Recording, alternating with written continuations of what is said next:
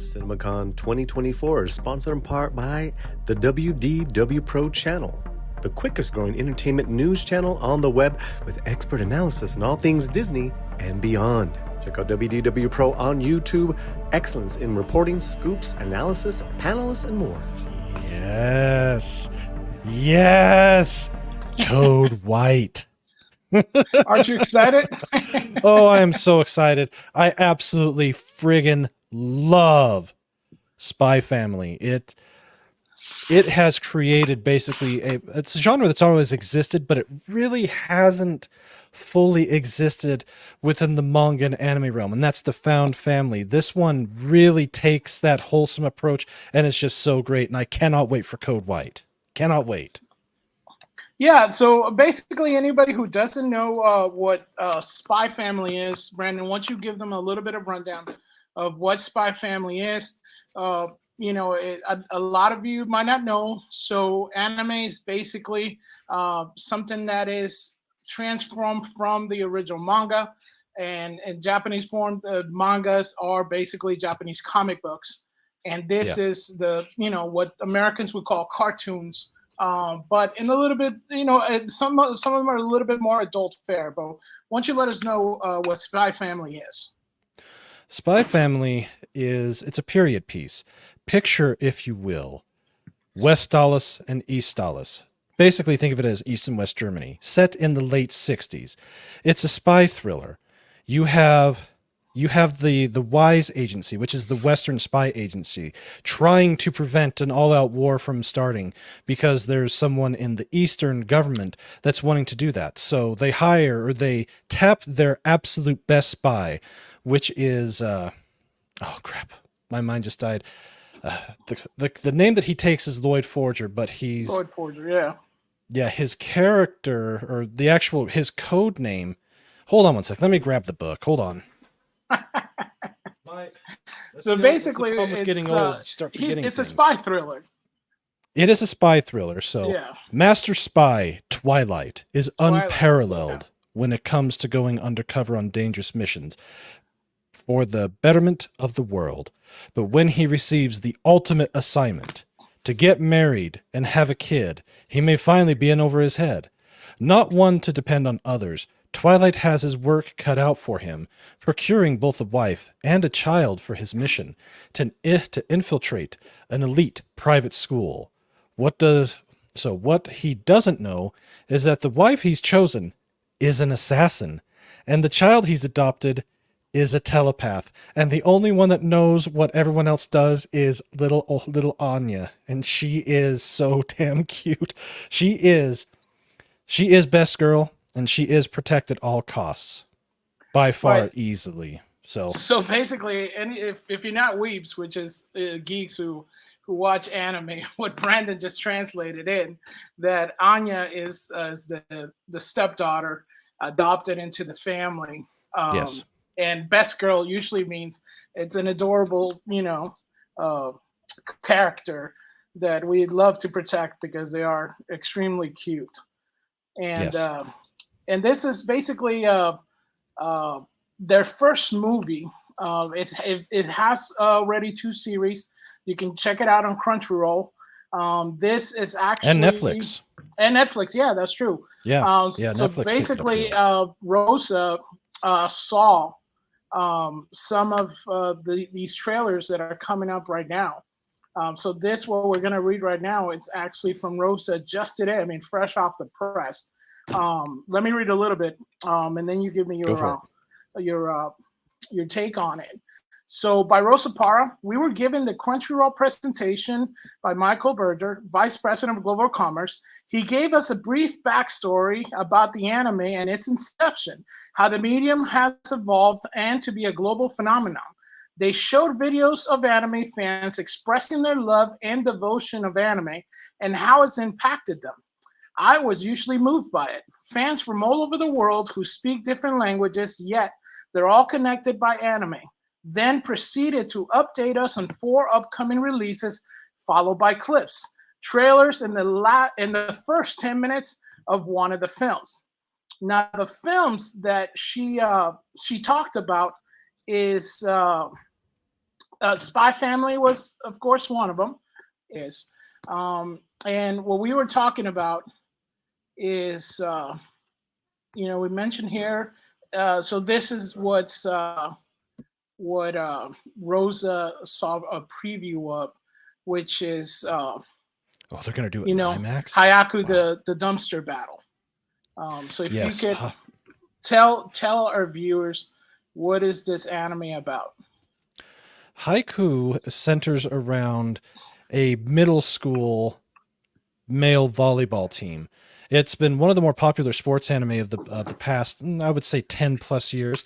It came out right when I wasn't really into anime, but let me pull up when it came out here. So Haiku originally came out in 2014 in anime form. It has had several seasons and everything, but Haiku inspired after watching a volleyball ace nicknamed Little Giant in action. Small-statured Shoyo Hinata revives the volleyball club at his middle school. The newly formed team even makes it to a tournament. However, their first match turns out to be their last when they are brutally squashed by the king of the court, Tobayo Kageyama. Hinata vows to surpass Kageyama, and so after graduating from middle school, he joins Karasuno High School's volleyball team, only to find out that his sworn rival is now his teammate. So it's most shows are typically set during high school. Within Japanese culture, once you're in high school, you're technically an adult, and you can, I believe, live on your own and all those other things. Right. And normally, once you're done with high school, you're expected to work, you're expected to go to school, you're expected to do all these other things. So high school is the perfect time for a setting for a person to figure out who they are, what they want to be, all that stuff. So there's a ton of these that are set in high school, but this one is specifically around men's volleyball. You wouldn't normally think of that in Japan because, when you think of Japan, I think of baseball. I think of martial arts. I don't think of volleyball. So this was a very popular manga, very popular anime. The manga itself is finished. So there's been several seasons of it. And I think there have been two prior movies, but this one's, of course, the most recent. So if you like volleyball, if you like team sports type shows, if you like overcoming adversity, this show is for you. And this one is very popular and has been typically in like the top 10 or so of most people's lists for a very long time. Yeah, and I've watched this anime and I've read the manga, and let me tell you, it is very fun. If you guys like sports, if you guys like anything like Rocky or anything that's like like an underdog story and sports related, it's just fun. Especially it's one of those that it's safe to watch with your kids. It's very fun, and it's just an all-around good time of an anime. Another thing that that Rosa checked out, Brandon, it's one of these new ones that is really wrecking it right now. And yes, subscribe to Latinoslant.com, and you put your email right there, and boom, you're subscribed, and we don't sell your information. So the next one is Blue Lock episode Nagi. And that one's going to be released 6/28. And they were shown a trailer and a clip from this. Why don't you tell our viewers what exactly Blue Lock is about? Because this one's kind of crazy, but it makes sense. This is basically a battle shonen that's set around the sport of soccer. So, Blue Lock. Japan's desire for World Cup glory leads the Japanese Football Association to launch a new rigorous training program to find the national team's next striker. 300 high school players are pitted against each other for the position, but only one will come out on top. Who among them will be the striker to usher in the new era of Japanese soccer? And that's where the main character, Yoichi Isagi, comes into play. He's trying to go for it. So, as I said, it's basically a battle shonen set around soccer. I did start to watch this, although that particular season was very packed, so I didn't get too far in it. But this is another one of those shows that has taken that has taken Japan by storm. It has been very popular. We are getting a second season of it. The manga is still currently releasing, and the overall score for it is 80% or above on AniList, which for them that's very high. That's a very high rating. So if you Yeah, want a great story about, trying to join the team, beating other people to be the best, and just basically the work ethic, and of course soccer and high school students, once again, this is going to be good. And the studio that's doing this is, what's the studio? isn't that Studio the 8-bit. yeah? So if you're They've not done go ahead, man. Go ahead. So I'm going to if you're say not familiar, go ahead. the stuff that they've done recently.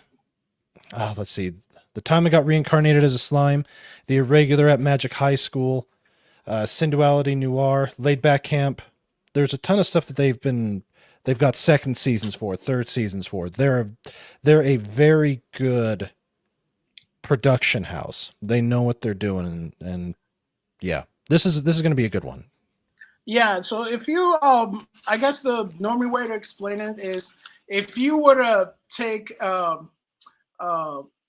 like Messi from Argentina, Ronaldo from Portugal, the best players of football and soccer in the world, and what Japan has realized is that their strikers, or the person who usually scores goals for the team, is too timid, because the Japanese psyche and the way of being is very genteel, or very deferential.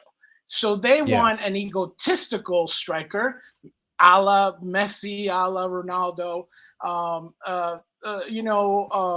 Neymar Jr. around the world, who is very cocky in their way of being and guarantees a goal, because the person who created this academy to get the best striker in the world wants an egotistical person. Now I gotta say, even in Japanese sports circles, this was looked at, because that was actually something that the Japanese team manager has said. Because saying that, and you've seen this already, some of the manga moves and some of the anime moves were done by Japanese players in the actual World Cup, and some of them was even, I think, wearing like jerseys and stuff, because this is actually, it's a phenomenon in Japan, because people are actually saying, yeah, this could actually get Japan to a World Cup. And how they did in the last World Cup, it could happen, because they have done very well. But another one that's coming up, I know I'm excited for this one, which is Overlord, the Sacred Kingdom. And on this one, though, Rosa said they've acquired the rights for it. Crunchyroll has, but they didn't provide a release date, only gave us a trailer. So she saw the trailer to Overlord, but she doesn't know what the release date. Are you excited for Overlord? I know I am. Yes. Tell us what Overlord is. Yeah, oh. in the shortest possible way, without using profanity or. Okay. The base story of Overlord. Picture, if you will, the year 2138, when virtual reality gaming is booming. Yggdrasil, a popular online game, is quietly shutting down one day. However, the protagonist, Mamanga, decides to not log out. He is then transformed into the image of a skeleton as the most powerful wizard. The world continues to change, with non-player characters beginning to feel emotion.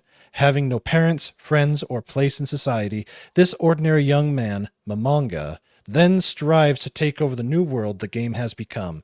So it's an isekai. There's several others that have tried to do this, where he's a player in the game. Isekai is. Don't forget, not everybody's a weeb. All right, so isekai basically means being taken from one world and put into another. One way is, in this case, he's in the game shuts down, but instead of everything stopping, he wakes up and he is the personification of his avatar, which in this case is a skeleton. So that's one way, and that's the way they chose with this. So he played this game, he had the guild, it was very popular. It gets to the point where it's finally shutting down. He stays logged in. He wakes up and he's still in the game and he's like, wait a minute, something happened. So everything around him, all the characters and everything, they take on the persona as it was programmed in the game, but now it's not a game, it's real. And he is the all-powerful overlord. And we've had 4 seasons of this. I've seen the first. I absolutely loved it. I've got time this season. I'm actually going to start going through my back catalog, but this is going to be good. They've done a very good job with the animation, and the studio that did this is Madhouse. And Madhouse is typically known both for good and for the other things as being top notch. So this is gonna be a good movie, and I cannot wait to see when they actually are going to release more information about it. Yeah, me too. And you guys, please stay tuned. The LatinoSlant.com. Rose is doing exclusive on this. As soon as we know more about this, maybe once we know, we'll have Brandon back on and check it out because it's really fun. If you've never watched anything like this, it's more adult, much less for kids. The themes are a little bit Very more much adult, so. but it's basically partly if you have like a matrix sort of thing, like you're inside a world where things are more possible, but it's almost like in the Middle Ages. So kind of combine the Matrix and Gladiator and have an explosion because this is actually pretty fun. Like I said, check it out. If you like a little bit more darker stuff, a little bit more like sword and sorcery, Conan stuff, this will be good for you. And I'm excited to see this one. But as we know, we watched part of it. Rosa did watch Spy Family Code White, and she was really excited to see. Let me read this real quick. Finally, Spy Family Code White releases on 4/19. So for this one, they showed us the first 10 minutes. So here are her thoughts. Spy Family Code White introduces the main character of the film. The movie's about a spy who gets a fake family to complete his mission, but he doesn't know that the other members of the spy family have secret stories of their own. And she says it hooked me in, so I'm seeing it when it's released. And this is one that we are both kind of looking forward to. We're really super excited. How excited are you on a scale of 1 to 10 to see this? And chat, help us out. How excited are you to check it out from a scale of 1 to 10? Drop it in the chat right now. I'm a 10. This I absolutely love the Spy Family. I've started reading the manga. I've watched all the anime through. We've got a season and a half done, and we've got this movie. The production value that's going to go into this is going to be off the charts. The anime is really good to begin with, but this is going to be a lot of fun. And because of the nature of how the characters interact with each other, the who knows what, and Anya being the only one that knows everybody's secrets because of her telepathy, trying to for her to try and process what she knows through a 5-year-old Right. it just makes it that much more interesting. And she's all of them are such great characters, and the world constructed is very fun. It's going to be well worth the time to go see. Yeah, and like I said, this is very much a fun movie. It has some action. It has some intrigue. Imagine if it's almost like if James Bond had a wife that was an assassin and a daughter that was a psychic, and he had to and it's set in Germany, like during the Cold War, where you have one side, East Germany and West Germany. You are basically getting this movie, which is really crazy and fun. If not anything else, this movie is completely fun, and I'm really looking forward to it. I think it's one of those things that everybody's gonna like, and everybody's gonna have a kind of like a fun reaction to it. But I did. What's your take on some of this news as someone who has an anime channel, who knows all these IPs backwards and forwards? What's your take on some of this news that came out, Brandon? Just for these or other news? Because just what we covered. I'm glad that they're actually doing it. You know, Crunchyroll is owned by Sony, so I'm glad that they're trying to bring it more to the forefront. I have my reservations about Sony and some of the things that they do, but two things. If you can watch this in the original Japanese with the subtitles, that's going to be the way to go. Typically for these type of shows, localizers typically don't muck with them as they do with other shows that are maybe a little more risque or naughty in some respects. So we should be okay with that. Having said that, I do like the dub for Spy Family. I think they do fine. It's one of the few that I'm okay with. For the rest of them, it has to be in Japanese. It really does. So if you struggle with that, try to practice a little bit. Watch some films that are subtitled. Once it finally comes out on 4K, watch Godzilla -1, because I know that's eventually coming soon. Shogun. Yeah. Shogun, yeah. Shogun's in Japanese. And practice with that. You'll get better at it, and it becomes second nature. I had to adapt to that 2 years ago to really get into the new stuff, because they typically don't drop the dubs for it until 2-3 weeks later, or if it's on High Dive, a whole season later. And anymore, most of the dubbing that's done is not very good. So, well, my brother, thank you we invited you during the day today. I was like, I thought of you right away, and obviously I was right, because you got the insight, and be the anime slant.